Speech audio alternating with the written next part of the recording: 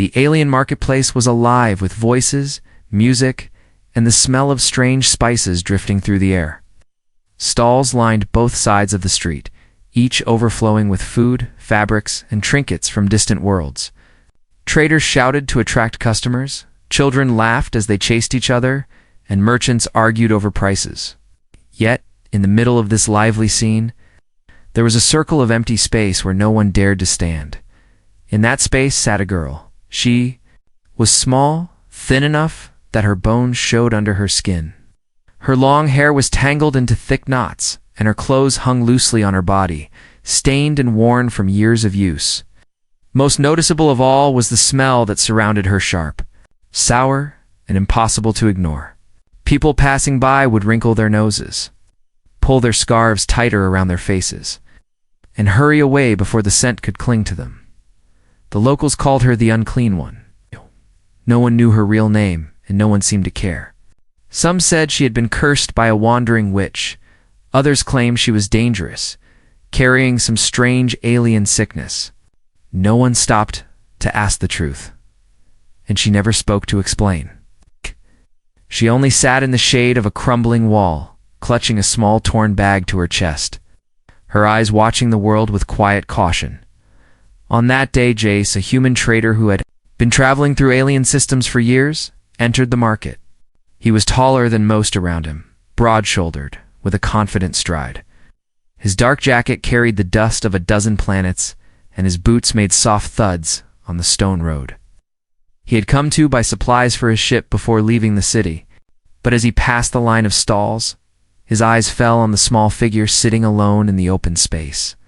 Most would have walked past without a second glance. He stopped. She was watching him. Though she tried to hide it by lowering her gaze, there was something in her eyes, not just fear, but hunger, the kind that went deeper than an empty stomach, the kind that came from years of being unwanted. Jace looked around. He saw the way others avoided her, stepping into the road just to keep their distance. He caught the whispers about the smell, about the curse, about the danger of going near her. But he kept his eyes on her, unmoved by the rumors. He walked toward her. The closer he came, the stronger the smell became, sharp, enough to make most people flinch. Yet he didn't slow down. He stopped in front of her and crouched, bringing himself down to her level. She kept her bag tight against her chest, her fingers gripping it like it was the only thing she had left. "Are you hungry?" he asked. Her eyes flicked up to his face, surprised that someone was speaking to her at all. She didn't answer, only pulled back slightly, ready to run if he made a sudden move. A voice from behind shouted, "Human, stay away from her, she is cursed." Jace ignored it. "I have food," he said, his tone calm. "If you want it, you can come with me." The girl's gaze darted between him and the road behind him, measuring the risk. She was used to people yelling at her, throwing things, chasing her away. No one had ever offered her food without asking for something in return. The crowd had started to watch, waiting to see what would happen. Some were smirking, already certain she would refuse, but she didn't. Slowly, she loosened her grip on the bag and reached out one small, trembling hand toward him. Her fingers were thin, the skin pale and dry. Jace took her hand gently, feeling the fragility in her touch. Gasps rose from the crowd. A few backed away, as if touching her might spread some unseen sickness. Jace stood, helping her to her feet. She was lighter than he expected to light, as if she had been without proper meals for weeks. She swayed slightly, unused to standing for long, but his steady grip kept her upright. Without another word, he began walking toward the edge of the market, leading her through the sea of stares and whispers. The smell followed them, but Jace didn't seem to notice, or if he did, he didn't care. They were almost at the city gate when a group of alien guards stepped in their path. The tallest one, with armor covering his scaled skin, pointed at the girl. "You cannot take her," he said sharply. "She is marked as unclean. She stays here." Jace met the guard's gaze. "She's coming with me." The guard laughed, glancing at his companions. "Then you are a fool, human." You will carry her curse to your own people." One of the guards reached out to grab the girl's arm. Before he could, Jace caught the alien's wrist, his grip like iron. The guard's smirk vanished as Jace's eyes narrowed. "She is under my protection now," he said in a voice so cold and steady that even the market noise seemed to fade. The guards hesitated. No one in the crowd moved. Then, slowly, they stepped aside, letting him pass. The girl looked up at Jace, her wide eyes full of disbelief. No one had ever stood between her and danger before. She didn't know why this human was doing it, but in that moment, she felt something she had not felt in a very long time: hope. Jace didn't say anything more. He only kept walking, leading her away from the market, away from the whispers, towards something she couldn't yet imagine. Asterisk, the city streets outside the market were quieter, but the stairs still followed them. Some people stepped aside when they saw the girl. Others covered their mouths as if the air itself was poisoned. She kept her eyes low, afraid that if she looked at anyone, they would send her back. Jace's grip on her hand was steady, not too tight but strong enough to let her know he wouldn't let go. She could feel the warmth of his skin, even through her fear. Every step away from the market felt like stepping into a world she didn't belong to. They passed rows of small shops and tall houses. The smell of fresh bread mixing with the scent of rain on stone. It was strange for her to notice anything pleasant in the air. Her mind was always on survival, on keeping away from angry voices and sharp hands. Now she was walking beside a human who didn't look away from her, who didn't speak to her like she was dirt. The bag she carried pressed against her chest. Inside were the only things she owned: scraps of cloth, a cracked cup, and a small silver coin she had never dared to spend. She kept glancing at Jace, trying to guess why he had stopped for her at all. Finally, she spoke in a low voice, almost a whisper. "Why?" Jace looked down at her. "Why? Why? Help me," she asked, her words broken but clear. "Because you needed it," he answered simply, as if that was all there was to say. No one had ever answered her like that. Most people needed a reason before they offered kindness. They wanted payment, obedience, or something worse. But this human kept walking without asking for anything. They turned a corner and came to a wide bridge made of dark stone. Water rushed below, carrying the city's runoff into the outer rivers.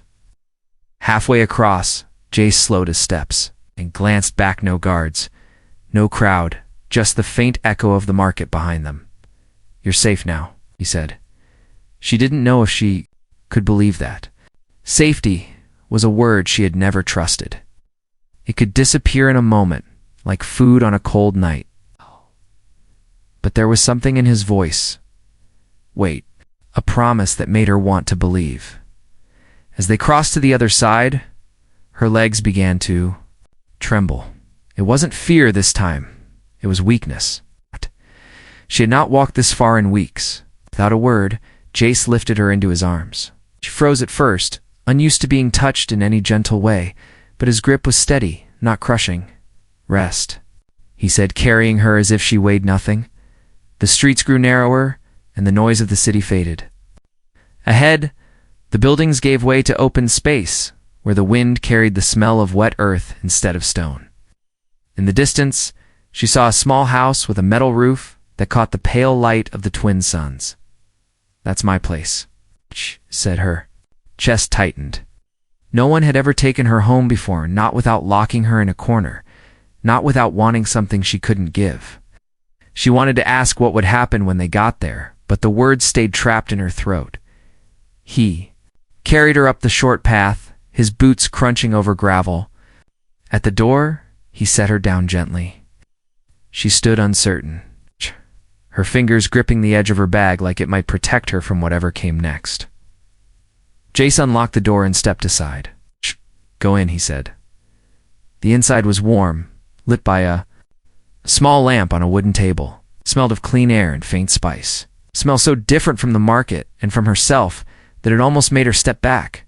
Her eyes darted to every corner. No cages, no chains, no crowd. Just a simple home. "Can sit," Jace said, pulling out a chair for her. She sat slowly, as if expecting the seat to be pulled away. but it stayed firm beneath her, and for the first time in years, she was indoors without being chased out. Jace moved toward a small kitchen area, pulling open a cupboard. "You need food first," he said. "Then we'll fix everything else." Words confused her everything else. She didn't know what he meant. But something told her it wasn't the kind of fixing people in the city had offered before. For the first time in as long as she could remember, she felt the smallest spark of something new trust. The chair felt strange beneath her, steady and strong, not like the broken crates she used to sit on in the market alleys. Her hands rested in her lap, but her fingers kept moving, rubbing the edge of her bag like a nervous habit. She didn't know whether to look at Jace or the floor, so her eyes wandered to the warm glow of the small lamp, to the faint steam rising from the pot on the stove. The smell hit her first, warm, full of spices she had never tasted. It made her stomach twist painfully, a reminder that she had not eaten a proper meal in days. She swallowed hard, trying not to look too desperate, afraid that showing hunger might make him take it away. Jace moved with quiet purpose, his back to her as he worked. He ladled a thick soup into a deep bowl, the steam curling upward into the cool air. He set the bowl in front of her, along with a small loaf of bread that looked soft and fresh. "Eat," he said simply. Her eyes flicked up to his, unsure if this was a test. In her world, nothing came for free. Food always had a price. "It's for you," he added, reading the doubt on her face. She reached for the bread first, breaking off a small piece, her fingers shaking. The first bite filled her mouth with warmth, the taste almost too much after years of scraps. She took another piece, then dipped it into the soup. Her hands trembled as she lifted the spoon, but she didn't spill a drop. Jace didn't rush her. He sat across the table, leaning back slightly, watching without judgment. The sound of the spoon clinking against the bowl was the only noise in the room. Halfway through the meal, she paused, her eyes darting to the door as if she expected someone to burst in and drag her away. Jace noticed and spoke in a steady voice. "No, one will take you from here." Ow. Her shoulders tensed at the words. She wanted to believe them, but the habit of fear was hard to break. Still, something in his tone made her keep eating. When the bowl was nearly empty, she pushed it away slightly, as if saving some for later. "Finish it," he said, not unkindly. She hesitated, then obeyed, scraping the last bit from the bowl. The warmth spread from her stomach to her chest, making her feel heavy with a kind of comfort she had forgotten existed. When she set the spoon down, Jace stood and took the dishes away, rinsing them in the sink. She expected him to tell her to leave, now that she had eaten. But instead, he turned back with a calm expression. "You need a bath," he said. Her breath caught. The word bath meant something different to her, meant cold water thrown over her in the street, meant people shouting and laughing while she tried to scrub herself clean in public. She pulled her bag tighter to her chest. Jace must have seen the fear in her eyes because his voice softened. "Not like that. I have hot water here, clean water, that you can wash, change into fresh clothes." She looked away, unsure if she could trust this offer. But the memory of the way people stared at her smell in the market made her chest tighten. Maybe he was right. Maybe she needed it. He motioned toward a small door at the side of the room. "The washroom is in there. Take your time. I'll leave clean clothes for you outside the door." Slowly, she rose from the chair. Every step toward that door felt like walking toward something she had never dared to imagine, something better. She paused in the doorway, glancing back at him. He only nodded, as if telling her she was safe. She stepped inside, closing the door behind her, and for the first time in years, she allowed herself to hope that the water on her skin might wash away more than just dirt. It might wash away the life she had been forced to live. The washroom was small, but bright, lit by a single lamp fixed to the wall above a round mirror. The floor was made of smooth stone tiles, and the air inside was warm, carrying a faint scent of soap. She closed the door fully, pressing her back against it for a moment. Her heart beating fast, She had never been in a place like this before. The walls were clean, the water basin polished, and in one corner stood a metal shower pipe with a round head, waiting for her to turn it on. Her bag was still in her hands. She set it carefully on a wooden stool, as if afraid the floor might swallow it. Then she reached for the handle of the shower and turned it slightly. A rush of water burst from the head above, splashing onto the tiles. Steam began to fill the room, curling in soft clouds. She stepped back at first, unused to the sight of water falling like rain indoors. Slowly, she reached out her hand into the stream. It was warm, so warm that it made her shiver. The heat soaked into her skin, loosening the dirt that clung to her fingers. Her breath caught, and without thinking, she stepped forward, letting the water fall over her head. It ran through her tangled hair, carrying away weeks of dust, grime, and the smell that had made strangers avoid her. The warmth wrapped around her like a soft blanket, sinking into her bones. She closed her eyes, feeling the water wash down her face, across her arms, along her back. Each drop seemed to take away a little more of the weight she had been carrying. For so long, her hands moved over her skin, rubbing away the layers of dirt, revealing pale marks and scars she had almost forgotten about. In the corner of the room, a small shelf held soap and a rough sponge. She picked them up carefully, half expecting them to crumble in her hands, but they stayed firm.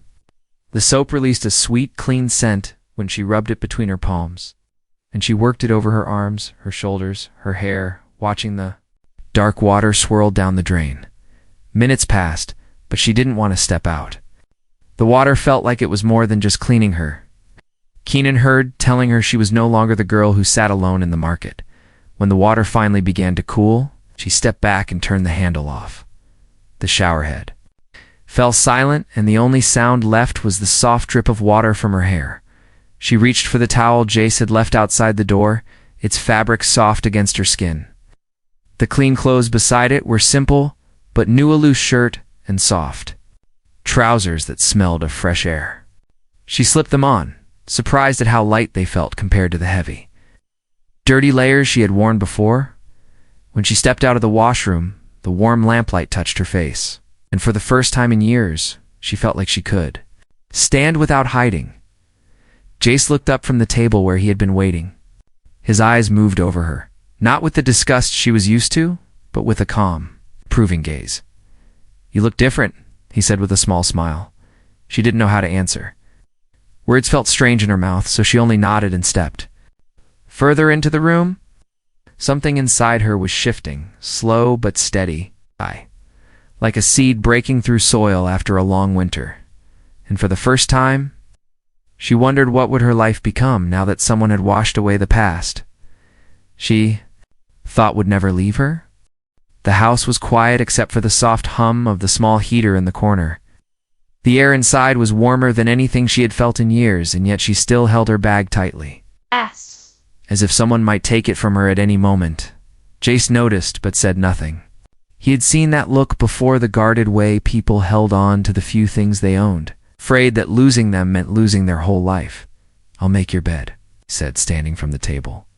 She followed him down a short hallway, her bare feet sinking into the soft rug. He opened a door to a small room with a low bed against the wall, covered with a thick blanket the color of deep ocean water. A small lamp sat on a shelf beside it, casting a golden glow over the room. "You can sleep here," he said. "It's yours for as long as you want it." Her eyes moved slowly around the room. There were no locks on the door, no chains on the bed, no dark corners where someone could hide. It felt too open, too free, and that made her uneasy. Jace placed a folded towel on the shelf.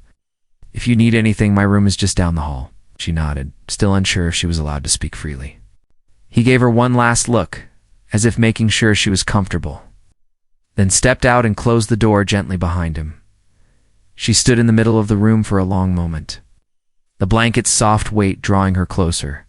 Slowly, she set her bag on the floor beside the bed and sat down. The mattress gave under her weight in a way that made her body sigh. She couldn't remember the last time she had slept on something that wasn't stone or dirt. Outside the window, the night sky stretched endlessly, dotted with the pale light of distant stars. The city sounds were faint now, replaced by the whisper of wind through the grass outside. She lay down, pulling the blanket over herself. The fabric trapped the warmth against her, making her body sink deeper into the bed. But sleep didn't come easily. Every sound, the creak of the walls, the shift of the wind made her tense. Part of her mind still expected someone to burst in and drag her away. Then she heard it, the faint sound of footsteps in the hall. Her heart jumped, but the door didn't open. The steps passed by, slow and steady, and she realized Jace was just checking the house before he went to sleep. The thought made something loosen in her chest. He wasn't guarding her to keep her in. He was guarding the house to keep danger out. She curled into the blanket, letting her eyes close. For the first time in years, she felt the weight of her body relax fully. In the other room, Jace sat at a small desk, his gaze drifting toward the hallway. He knew she was still afraid. But fear could forgive. She had enough nights like this one. As the heater hummed and the stars watched from above, the girl who had been called the unclean. One drifted into the first peaceful sleep she had known in a lifetime. Asterisk. The first thing she noticed was the light. It slipped through the window in soft golden lines, brushing across her face and making the blanket warm against her skin. For a moment she didn't move her mind, trying to remember where she was. No cold stone floor under her, no shouting. In the streets, no smell of the market pressing against her. She sat up slowly, the blanket sliding down her shoulders. The room felt still, almost too quiet, until her ears caught the faint sound of movement beyond the door, soft clinks of metal. A low hum of someone moving about. Her bare feet touched the rug, and she stood, her fingers brushing against the folded towel on the shelf. She glanced at her bag in the corner, still there. Touched hand felt a strange mix of relief and confusion. When she opened the door, a wave of warm air and a new scent met her, something rich and savory. She followed it down the short hallway, each step making the smell stronger. Jace was in the small kitchen, standing over a pan on the stove. He turned his head when he heard her, his face lighting with a brief smile. "Morning," he said, his voice calm. "You're just in time." On the table were 2 plates each with fresh bread, a steaming bowl of porridge, and sliced fruit she had never seen before. Their colors bright against the plain wood. She stopped at the edge of the room, unsure. "If she was meant to sit, it's for you too," Jace said, gesturing toward the chair. She stepped closer, her movements careful, as if she might scare the moment away. When she sat, the chair felt different than last night, lighter somehow. Not because it had changed, but because she had. Jace set the pan aside and joined her at the table. He began eating without ceremony, no long speeches or strange conditions, just the quiet sound of breakfast being shared. She took a bite of the bread, its crust crisp and warm. The porridge was sweet, soft against her tongue, and the fruit burst with a flavor so fresh it made her eyes widen. "You slept well?" Jace asked between bites. She hesitated, then gave the smallest nod. "Yes," she said, her voice still, soft but clearer than before. They ate in a silence that felt different from the ones she had known. This one wasn't heavy, it wasn't full of fear, it was simply peaceful. When the meal was done, Jace leaned back in his chair. "There's more to do today," he said. "If you want, I can take you into the village outside the city. People there aren't like the ones in the market." Her heart tightened at the thought of leaving the safety of the house, but there was a spark of curiosity too. The way he spoke made it sound less like an order and more like an invitation. "Why?" she asked again, the same question from yesterday, but this time with less suspicion. He met her gaze steadily. "Because you should see that there's more than what you've known. And maybe, if you want, you can start again." She looked down at her hands, the clean skin so different from the days before. And for the first time, the idea of starting again didn't feel impossible. The sun was high when they left the small house. The air was fresh, carrying the smell of grass and earth instead of stone and smoke. She walked beside Jace, her steps slow but steady, the soft fabric of her new clothes brushing against her skin. The road ahead curved toward a cluster of houses and stalls, smaller than the city market but alive with the sound of voices and laughter, as they reached the edge of the village. She felt her chest tighten. Old habits urged her to keep her head down, to avoid every pair of eyes, but Jace's presence beside her was like a shield. His stride was calm, his gaze forward, as if daring anyone to challenge her place at his side. A few villagers looked up as they passed.